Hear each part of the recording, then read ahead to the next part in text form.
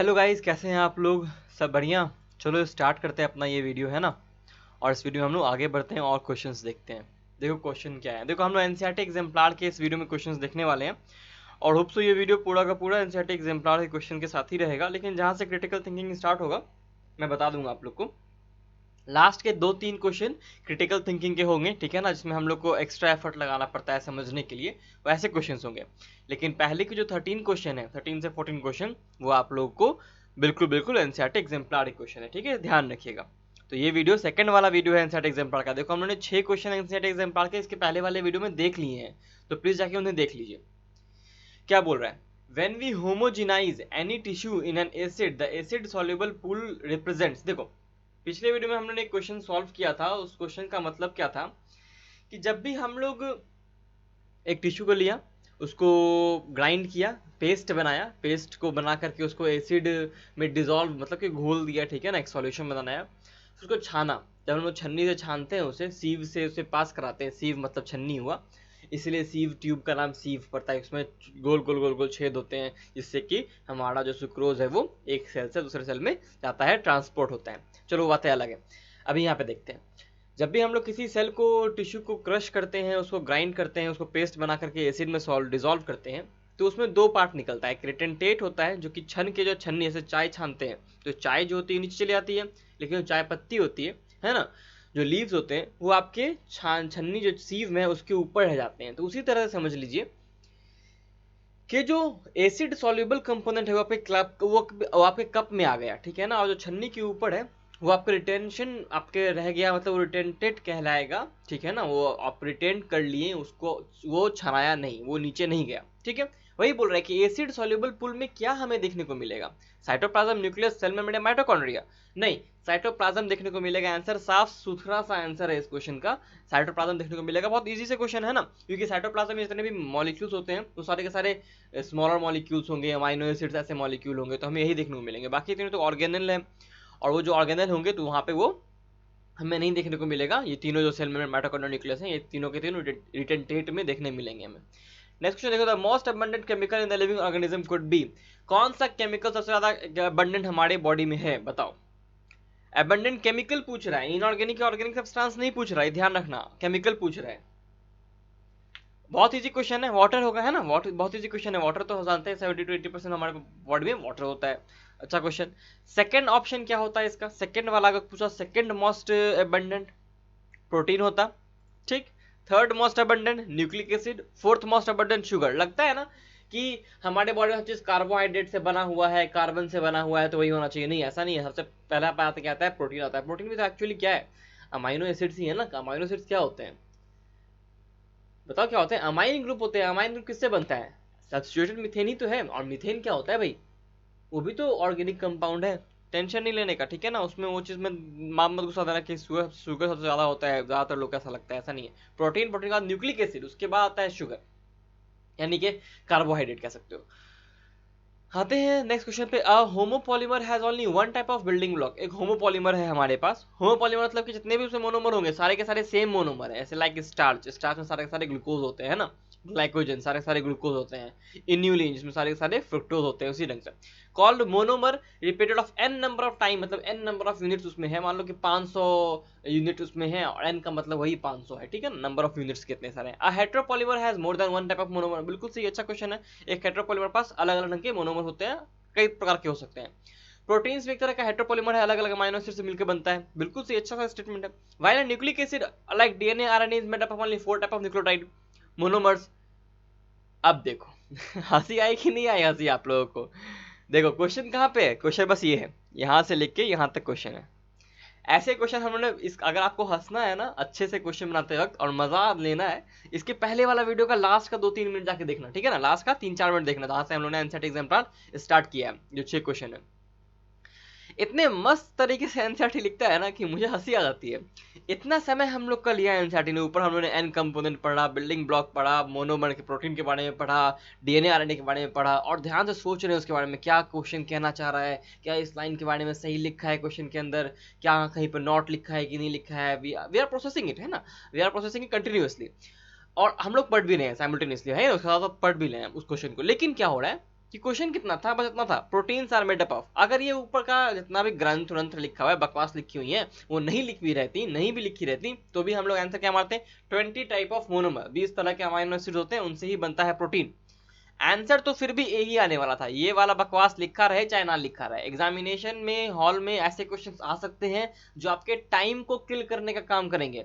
या तो बहुत सारे आधे बच्चे क्या करेंगे, इतना लंबा क्वेश्चन यार बहुत बड़ा क्वेश्चन होगा, नहीं बनेगा, देख के ही भाग जाएंगे, पढ़ने का जरूरत नहीं करेंगे। बाकी कुछ बच्चे ऐसा करेंगे जो पढ़ेंगे वो ऊपर के स्टेटमेंट्स में कंफ्यूज हो जाएंगे, उनका टाइम ज्यादा लग जाएगा, भले ही आंसर सही पे आ जाए। कई सारे बच्चे ऊपर के स्टेटमेंट में कंफ्यूज होने के कारण नीचे का गलती कर देंगे, जबकि उनको पता होगा कि सही आंसर क्या है, फिर भी वो हड़बड़ाहट में गलती कर देंगे, टाइम जा रहा है उनका। कुछ बच्चे ऐसे होंगे जो इस क्वेश्चन को सही करके आएंगे। आपको उन्हीं बच्चों में बनना है, बिकॉज हम लोग 14,000 क्वेश्चन सॉल्व कर रहे हैं और मैं पढ़ा रहा हूँ आपको। आप लोग अच्छे से टीचर से पढ़े हैं, मुझसे बेहतरीन टीचर से आप पढ़े हुए हैं, उनका सम्मान करके प्लीज ऐसे क्वेश्चन को सही करके आइएगा, ठीक है। नेक्स्ट क्वेश्चन देखते हैं, देखो क्या बोल रहा है। चलो हम लोग इस बार क्या करते हैं ना, ऊपर का लाइन नहीं पढ़ते, देखते हैं इसके पहले वाला फुल स्टॉप कहाँ लिखा हुआ है, डिस्चार्ज से लेकर फुल स्टॉप यहाँ पे हम लोग यहीं से पढ़ते हैं, ठीक है। पहला लाइन हम लोग पढ़ेंगे ही नहीं। चलो देखते हैं आंसर ला पाते हैं कि नहीं इसके हिसाब से। वन ऑफ द फॉलोइंग, देखो ऐसा क्वेश्चन ना एनसीईआरटी एग्जाम में कई सारे हैं जो कि बायोमोलिक्यूल्स चैप्टर में स्पेशली दिख रहे हैं हम लोग को। जो हम लोग ने पिछला वीडियो देखा उसमें भी हम लोग को बहुत सारे आपको ऐसे क्वेश्चन देखने को मिल जाएंगे, इसलिए मैं कह रहा हूँ उस वीडियो जाकर जरूर देखना। One of the following represents an additional function that some proteins discharge. अब देखो क्या बोल रहा है कि इसमें से एक ऐसा फंक्शन है जो कि ये रिप्रेजेंट कर रहा है एडिशनल फंक्शन कुछ प्रोटीन्स का, जो कि वो प्रोटीन कुछ काम ऐसा करते हैं, बाकी फंक्शन जो होते हैं वो शायद प्रोटीन नहीं करते होंगे, इसीलिए ऐसा लिखा गया है यहाँ पे। तो बताओ इसमें क्या होगा आंसर इसका। कुछ प्रोटीन्स जो होते हैं ना वो हार्मोन्स के रूप में काम करते हैं। कुछ प्रोटीन से पेप्टाइड हार्मोन होता है ना, और फिर प्रोटीन हार्मोन होता है, तो अमाइनो एसिड हार्मोन्स होते हैं। तो कुछ प्रोटीन्स जो होते हैं वो कैसे हार्मोन्स के रूप में काम करते हैं, एंटीबायोटिक्स के रूप में काम नहीं करते हैं, बहुत सारे पिगमेंट कन्फर्टिंग के रूप में काम नहीं करते हैं, पिगमेंट मेकिंग ऑफ फ्लावर्स के रूप में भी काम नहीं करते हैं, जो कि फ्लावर का कलर देता है, इन तीनों रूप में काम नहीं करते हैं, लेकिन हाँ हार्मोन्स के रूप में काम करते हैं। देखो हम लोग आंसर ले आए। पहला देखो क्या लिखा हुआ है, protein perform many physiological function, अच्छा statement. For example some function as enzyme, कुछ एंजाइम की तरह काम करते हैं, अच्छा स्टेटमेंट। लेकिन इससे कोई मतलब ही नहीं पड़ रहा ना हमें, हम लोग का क्वेश्चन जो मेन है वो बात का लाइन है। नेक्स्ट क्वेश्चन देख रहे हैं हम लोग, glycogen is a homopolymer made up of. Glycogen किस चीज से बना है। इजी क्वेश्चन अभी मैंने बताया, ग्लाइकोजन अभी मैंने कुछ चीज देर पहले ना इसको इस स्टेटमेंट को बात किया था इस बारे में कि स्टार्च जो है सिर्फ ग्लूकोज से बना है, फिर ग्लाइकोजन जो होता है वो सिर्फ ग्लूकोज से बना है। तो आंसर क्या होगा, ग्लूकोज यूनिट हो जाएंगे। Answer is a. देखो बहुत सारी बातें जब मैं बीच बीच में करता रहता हूँ ना वो बहुत इंपॉर्टेंट है, बिकॉज वही चीज से क्वेश्चन आता है, ठीक है। The number of ends in A glycogen molecule would be. जो नंबर ऑफ एंड्स होते हैं, देखो एक ग्लाइकोजन मॉलिक्यूल में कितने नंबर ऑफ एंड हो सकते हैं ये बताना है हमें, ठीक है, ये हमें बताना है। अब देखो इसको एक बात समझ लो, ग्लाइकोजन जो होता है ना वो mainly branching type pattern show करता है। जो अमाइलोपेक्टिन है ना स्टार्च का, जो स्टार्च में दो कंपोनेंट अमाइलोज और अमाइलोपेक्टिन है। अमाइलोज जो अनब्रांच्ड होता है, अमाइलोपेक्टिन ब्रांच्ड होता है। तो ग्लाइकोजन जो होता है ना वो मेनली अमाइलोपेक्टिन की तरह दिखाई देता है। ब्रांचिंग कैसे होता है, ये एक चेन है उसमें से एक ब्रांचिंग ये निकल गया, ठीक है ना, फिर इसमें से एक ऐसे ये आ रहा है, ये आ रहा है, फिर एक ब्रांचिंग यहाँ पे ऐसे आ गया, फिर ये आ रहा है, ये आ रहा है, फिर यहाँ पे एक ब्रांचिंग ऐसे आ गया। तो यहाँ पे बहुत सारे ब्रांचिंग शो होते हैं। ये क्या पूछ रहा है आपसे क्वेश्चन में कि एंड कितने होंगे, एंड कितने होंगे। जब मैंने ये ढंग से बनाया था और ये जो तीन मैंने बनाए थे, तो देखो कितने सारे एंड है इसके पास। एक देखो एक ब्रांच से लंबा सा ये है पूरा, है ना, तीन चार, देखो चार ब्रांच है मेरे पास। एक तो ये वाला ब्रांच, देखो मैं कलर चेंज करता हूँ तभी समझ में आएगा आप लोगों को, ना समझ आप लोग फिर बोलेगा क्या हो रहा है। देखो ये वाला जो मैंने लॉन्गेस्ट ब्रांच बनाया है वो एक ब्रांच है, एक ब्रांच, दो ब्रांच, तीन ब्रांच, चार ब्रांच, चार ब्रांच आपको दिखाई दे रहे हैं। एंड्स कितने हैं, एक एंड ये है, एक एंड ये है, दो एंड, तीसरा एंड, चौथा एंड और पांचवा एंड। यानी कि ब्रांच जितने होते हैं उसमें एक एक्स्ट्रा होता है, एक एक्स्ट्रा होता है ना।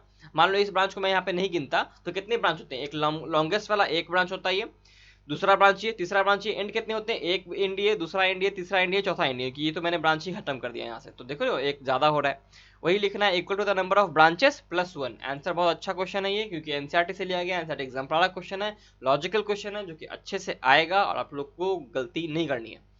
नेक्स्ट क्वेश्चन देखो, a pure protein should normally have. एक प्योर प्रोटीन के पास कितना ज्यादा एंड होना चाहिए। देखो प्रोटीन क्या होता है, प्रोटीन जो होता है वो एक चेन होता है ना। चेन किसका होता है, अमाइनो एसिड का चेन होता है। तो एक अमाइनो एसिड अगर यहाँ पर है, एक अमाइनो एसिड यहाँ पे जुड़ा हुआ है दूसरे अमाइनो एसिड से पेप्टाइड बॉन्ड के थ्रू, ठीक है ना, एक और अमाइनो एसिड, एक और अमाइनो एसिड, एक और अमाइनो एसिड, इसमें कहीं ब्रांचिंग तो हो नहीं सकता, ये कोई शुगर या सैकराइड नहीं है ना, इसमें कोई ब्रांचिंग नहीं होगा। इसलिए हमेशा मेनली जो होना चाहिए उसमें 2 ही एंड होना चाहिए, जो कि बेसिक मैं बता रहा हूँ, ठीक है, नॉर्मली पूछ रहा हूँ, ये नहीं कि ब्रांचिंग मैंने नहीं बोला तो होगा ही नहीं कभी। देखो अब थर्ड स्ट्रक्चर में जाओगे, टर्शरी में जाओगे, सेकेंडरी स्ट्रक्चर में जाओगे तो बहुत सारी चीज़ वहाँ बदल जाता है, लेकिन अभी हम लोग को क्या जानना है कि नॉर्मली क्या होता है। नॉर्मली 2 ही एंड रहेगा, और ये हर स्ट्रक्चर के लिए भी लगभग जनरली सही स्टेटमेंट है, इसे ध्यान रखना है, ठीक। नेक्स्ट क्वेश्चन देखते हैं, ठीक है, क्या बोल रहा है। देखो फिर से यहाँ पे ग्रंथ लिखने वाला बकवास वाला काम करेगा एनसीईआरटी, क्या कर रहा है बकवास का। मैं इसीलिए बोल रहा हूँ कि जो समझदार बच्चे हैं, जो मेरे बच्चे जो है समझदार हैं, जानते हैं क्या करना है इस क्वेश्चन के अंदर, वो जानते हैं कि क्या चीज कर रहा है एनसीईआरटी या एग्जामिनर जो होता है वो क्या फंसाने की कोशिश कर रहा है, आपको कहाँ फंसा रहा है, आपका टाइम खा रहा है वो। बायोलॉजी को 30 से 40 मिनट में कर लेना है एग्जामिनेशन हॉल में, तभी जाके काम बनेगी। और अगर आपका टाइम बायोलॉजी खा गया तो समझ जाओ, बायोलॉजी में एग्जामिनर जानता है, एनटीए वाले जानते हैं कि 90% ऑफ द स्टूडेंट बायोलॉजी पर क्या आएगा, तो उसमें से छाटने के लिए एक ही तरीका है, टाइम खाओ उन बच्चों का बायोलॉजी के अंदर, और यही टाइम नहीं खाना है, ठीक है ना, ये ध्यान रखिएगा। एंजाइम्स आर बायोकैटालिस्ट, पता है, दे कैटालाइज बायोकेमिकल रिएक्शन, पता है, in general they reduce activation energy of the enzyme, बहुत अच्छे से बात है, बहुत अच्छी बात है, बहुत अच्छा लिखा हुआ है। Many physiochemical process are enzyme mediated, बहुत अच्छा, ये बहुत अच्छा स्क्रिप्ट लिखा हुआ है, पिक्चर बन सकती है इसके ऊपर। Some examples of enzyme mediated reaction are given below, कुछ यहाँ पे एंजाइम मीडिएटेड रिएक्शन दिए हुए हैं, टिक द रॉन्ग एंट्री, कौन सा रॉन्ग है। अब पता है ये क्वेश्चन एक बार पास्ट में आया है, उन्होंने क्या किया था ना, बस यहाँ से पूछा था, बस यहाँ से पूछा था उन्होंने, बाकी ऊपर का नहीं लिखा, लेकिन चाहे तो लिख सकते हैं, कोई दिक्कत वाली बात नहीं है, और ऐसा कर सकते हैं वो लोग भी अभी भी। Dissolving CO2 in water, unwinding the two strands of DNA, hydrolysis of sucrose, formation of peptide bond. तो कौन कौन सा, पहले तो हम लोग देख लेते हैं कौन कौन सा एंजाइम ड्रिवन होता है, ठीक है ना, रॉन्ग एंट्री बताना है ना। तो देखो फॉर्मेशन पेप्टाइड बॉन्ड तो होगा एंजाइम से, तो डी ऑप्शन तो होगा नहीं, तो डी ऑप्शन तो होगा नहीं। Unwinding of two strands of DNA, ये भी क्या बोलते हैं, एंजाइम मेडिएटेड होता है, तो ये भी यहाँ पे आंसर नहीं हो सकता। अब बताना है इन ए और सी में से कौन सा आंसर होगा हमारे पास, बताओ ए और सी में से कौन सा आंसर होगा। तो क्या बोल रहा है, टिक द रॉन्ग एंट्री ना पूछा, तो some examples of enzyme mediated reaction are given below, कुछ रिएक्शन के यहाँ पे एंजाइम मेडिएटेड दिए हुए हैं, इसे बताना है कौन सा गलत है जो कि एंजाइम मेडिएटेड नहीं होता है, ये बताना है, ठीक है। किताबों में आंसर आ रहा है आपको डी दिया हुआ है, गलती दिया हुआ है। हाइड्रोलाइसिस ऑफ सुक्रोज के लिए भी हम लोग को एंजाइम यूज करना पड़ता है। Dissolving of CO2 in water is not, ठीक है ना। देखो जब हम लोग CO2 को एब्जॉर्ब, जब हम लोग जब ये तो अब तुम क्या बोलोगे कि सर हम लोग आपको बताए तो हैं, हम जब आपको स्पॉट ऑन फिजियोलॉजी पढ़ा रहे थे, ह्यूमन फिजियोलॉजी, तो आपने ब्लड चैप्टर लिया था, उसमें आपने बताया था, या फिर आप लोग अलग टीचर से ही पढ़े होंगे, मैं अपना एग्जांपल खाली ले रहा हूँ, ठीक है ना।